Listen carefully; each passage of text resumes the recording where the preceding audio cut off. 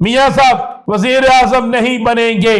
तो बहुत से लोगों ने उस वक्त मुझे मुख्तलिफ बातें की, लेकिन आज एक ऐसी खबर पूरी कौम के सामने आ गई जब ताहयात नाहली के हवाले से सुप्रीम कोर्ट के जनाब चीफ जस्टिस साहब ने, सीनियर तरीन जजेस ने यह कहा कि सुप्रीम कोर्ट का फैसला या इलेक्शन एक्ट, दोनों में से एक चीज रहेगी। आज तक की मौजूदा सियासी सूरत हाल में ये बड़ी खबर दे रहा हूं, मियां नवाज शरीफ इलेक्शन से आउट है।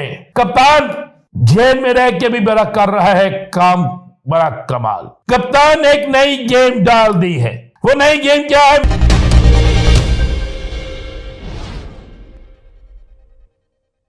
बिस्मिल्लाहिर्रहमानिर्रहीम, अस्सलातु वस्सलामु अलैका या सय्यदी या रसूल अल्लाह, अस्सलातु वस्सलामु अलैका या सय्यदी या हबीब अल्लाह। तमाम सुनने वालों को मेरा सलाम। मैं हूं राना मोहम्मद अजीम और आप देख रहे हैं राना अजीम ऑफिशियल यूट्यूब चैनल और फेसबुक पेज। बड़े जोर शोर से बड़े मियां साहब को पाकिस्तान लाया क्या? इतना प्रोटोकॉल मैंने पाकिस्तान की तारीख में किसी ऐसे शख्स को नहीं मिलते देखा जो अदालतों से सजा याफ्ता हो, जो अदालतों को मतलूब हो, मगर उसके बावजूद उसको प्रोटोकॉल मिले। वो अदालतों में जाने से की बजाय, जेल में जाने की बजाय अवामी इज्तिमा से खिताब करे और तमाम सरकारी वसाइल उसके लिए इस्तेमाल हो।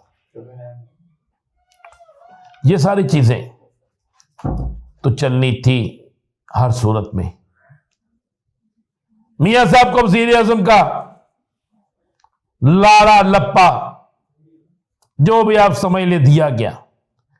मैं एक बात भी लौकर हूं, जिसने उस वक्त भी कहा था मियां साहब वज़ीर आज़म के दौर में शामिल नहीं होंगे। मियां साहब वज़ीर आज़म नहीं बनेंगे। तो बहुत से लोगों ने उस वक्त मुझे मुख्तलिफ बातें की, लेकिन आज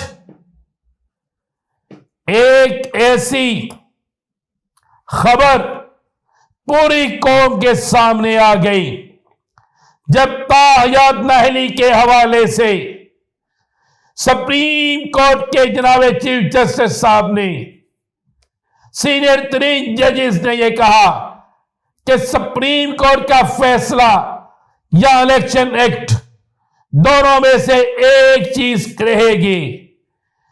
क्या सुप्रीम कोर्ट का फैसला रहेगा तो ताहयात नाहली, इलेक्शन का एक्ट रहेगा तो पाकिस्तान नाहली। अब उसमें तो बड़ा वाज़ेह है कि जो नाहल हुआ है वो है नवाज शरीफ, जहांगीर तरीन, चंद और लोग।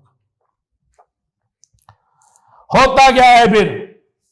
वही हुआ जिसका मैंने बहुत देर पहले कह दिया था। सुप्रीम कोर्ट ने इस केस को अगले माह यानी अगले साल लगाने का फैसला किया है। अगले साल 2024 में। अब अगर शेड्यूल जारी होता है 14 या 15 तारीख को कागजात लेने, कागजात जमा कराने, इन तमाम चीजों के हवाले से, तो फिर मियां साहब क्या करेंगे? फैसला तो आया नहीं, तो मियां साहब जब तक फैसला नहीं आता तो मियां साहब तो बीच में लटक गए ना एमएनए का इलेक्शन लड़ सकते हैं, ना एमपीए का, तो फिर मियां साहब तो आउट। और जब केस लगना है, कभी उम्मीद है उस वक्त तक कागजात नामजदगी की जांच पड़ताल हो रही होगी, जमा करवाने का सिलसिला खत्म हो चुका होगा। और अगर मियां नवाज शरीफ कागज जमा करवा देते हैं तो फिर इलेक्शन एक्ट से बड़ा सुप्रीम कोर्ट का कानून है, तो फिर मियां साहब तो नाहल हो गए। और अगर उसी दौरान इलेक्शन एक्ट वाला फैसला कबूलियत कर ली जाती है तो फिर सुप्रीम कोर्ट के जो आज अहकाम जारी हुए हैं कि अगले माह यानी 2024 जनवरी में इस केस को सुना जाएगा, तो फिर तो मामला गया। तो इसलिए मैं पहले भी कहता था, अब भी कह रहा हूं, मियां नवाज शरीफ इलेक्शन से आउट। आज तक की मौजूदा सियासी सूरत हाल में ये बड़ी खबर दे रहा हूं, मियां नवाज शरीफ इलेक्शन से आउट है। कल क्या फैसला आता है, उसके बाद जिमनी इलेक्शन लड़ते हैं या इनके लिए एक खसूसी सहूलत दी जाती है, ये बात का मसला है। लेकिन आज के दिन तक आपको जो हालात है, इसके मुताबिक नवाज शरीफ इलेक्शन से आउट हो गए हैं, जिससे बहुत से नून लीग के अंदर इनके अपने खुश हैं। वो क्यों खुश है, ये आप मुझसे बेहतर समझ सकते हैं। कप्तान जेल में रह के भी बड़ा कर रहा है काम, बड़ा कमाल। कप्तान ने एक नई गेम डाल दी है।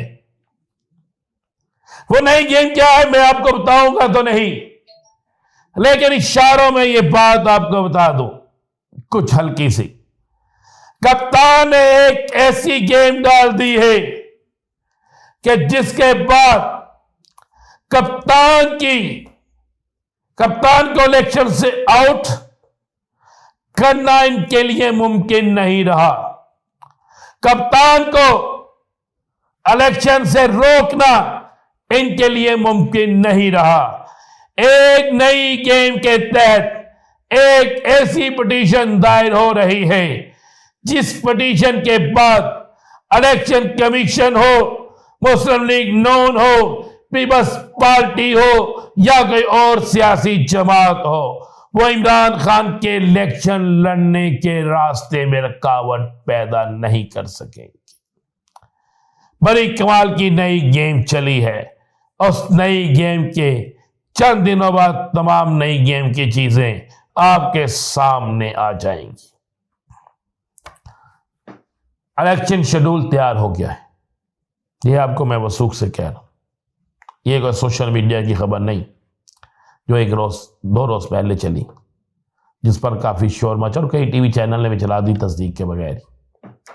बल्कि ये खबर तस्दीक शुदा खबर है और अहम तरीन जराए से यह खबर है कि इलेक्शन शेड्यूल तैयार हो गया है।